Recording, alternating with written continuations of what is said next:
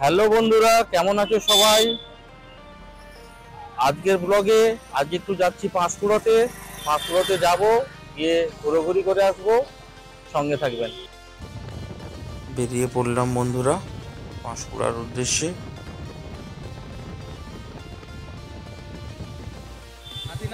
এই হলো দুই মাসির ছেলে, এরাও আমাদের সঙ্গে যাবে। সকলে মিলে অ্যাকচুয়ালি প্ল্যানটা করা হয়েছে। দুই ভাই শামীম এবং পলাশ, সঙ্গে আমরা।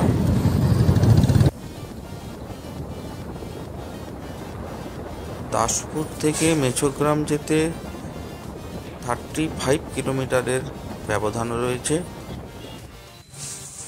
এই হলো বন্ধুরা মেছোগ্রাম ফ্লাইওভারের নিচে থেকে ডান দিকে ঘুরে গেলেই প্রায় 2 কিলোমিটার দূরে পুরানো পাঁশকুড়া। এসে গেলাম পুরানো পাঁশকুড়াতে। এই হলো পার্কের রাস্তা।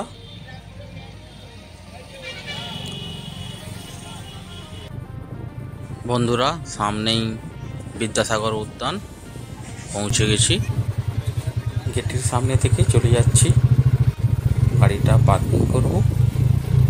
এন্ট্রি ফিস আছে 20 টাকা আর পার্কিং চার্জ 10 টাকা। বিদ্যাসাগর উদ্যান। আসুন বন্ধুরা, পার্কটা একটু চারদিক ঘুরিয়ে দেখিয়ে দিই। মনোরম পরিবেশ,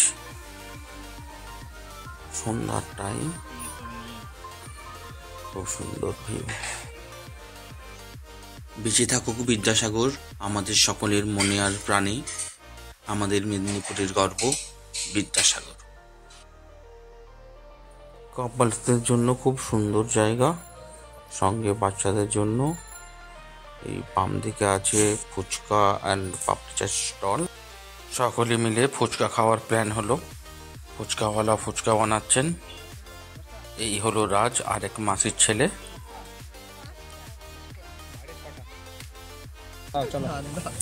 সঙ্গে পাপড়ি চাট।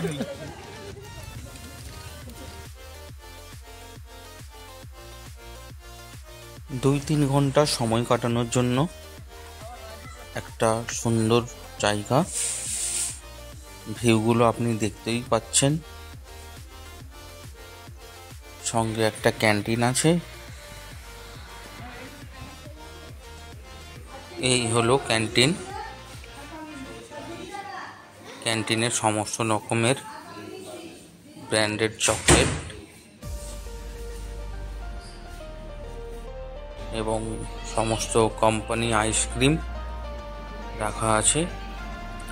আর হচ্ছে সব কিছুতেই এখানে অনলাইনের ব্যবস্থা আছে, ইউপিআই পেমেন্টস আপনি করতে পারবেন। পার্কের ভেতরকার বলে দামের মধ্যে সেরকম কিছু ফারাক নাই, সব কিছু মার্কেট প্রাইসেই আছে।